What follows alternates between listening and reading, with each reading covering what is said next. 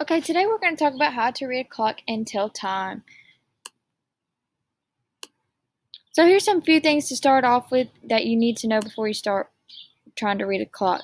So the shorthand, this hand, is for your hours. This will tell you the hour time. The long hand is for the minute hand. It will tell you the minutes. And this shorthand will tell you the seconds. Now, typically, you don't really have to know much about the seconds. It doesn't really it just determines what your time is, but it doesn't really have anything to do. You don't really tell about the seconds. It's moving way too fast for you to realize. The red arrow showing you the shorthand for the hours. The blue hand is telling you the minute hand. It's the long hand. And the gray arrow is for the second hand.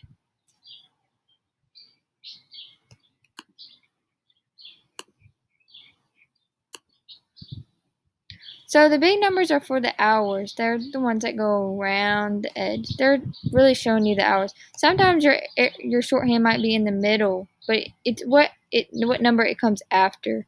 So if it was, say if this one was in the middle right here, it would be for the 10 still, because it hasn't quite made it to the 11 yet.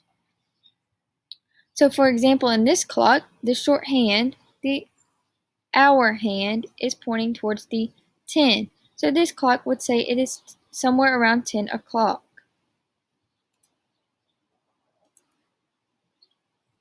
Now the numbers around the edge are for your minutes. Now it starts at 60, or it could be at 0, because you don't say 60 minutes, you say 0 minutes on a clock. So each one of these dashes stands for 1 minute. Okay? So these big numbers, if you counted them like this, it's all pointing at the big numbers, you count by 5. So it goes 5, 10, 15, 20, 25, 30, 35, 40, 45, 50, 55, 60, or 0 minutes. So for this clock, the long hand or the minute hand is pointing towards the 2, which is 10 minutes. So this clock, because the hour hand is pointing at the 10 and the minute hand is pointing at the 10 minutes, it is showing that the clock is reading 10:10. Let's try a few together. So first you need to ask yourself some questions, like where's the minute hand, the long hand pointing? This one is pointing towards the 12, so it would be at 60 minutes, or it would be at 0 minutes. Now, not all clocks show the time around the edge, so that is something you need to practice, that you need to know that this is 5, 10, 15, 20, 25, 30, 35, 40, 45, 50, 55, and 60 minutes or 0 minutes, and that each dash means 1 minute. So this one is pointing at 60 minutes or 0 minutes is what you need to go by, not 60.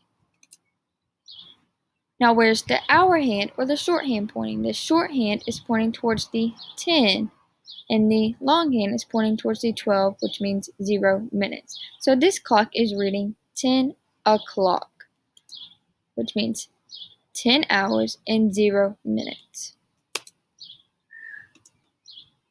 Here's another one to try. Ask yourself the same questions. Where is the minute hand or the long hand pointing? It's pointing at the 12. So that means it is 0 minutes. There is no minutes for it to go. It has not reached any one of these dashes to reach a minute yet. Now where's the hour hand pointing? The hour hand is pointing at the 5. So it is showing that it has 5 hours. So it has 5 hours and 0 minutes, which means it is 5 o'clock.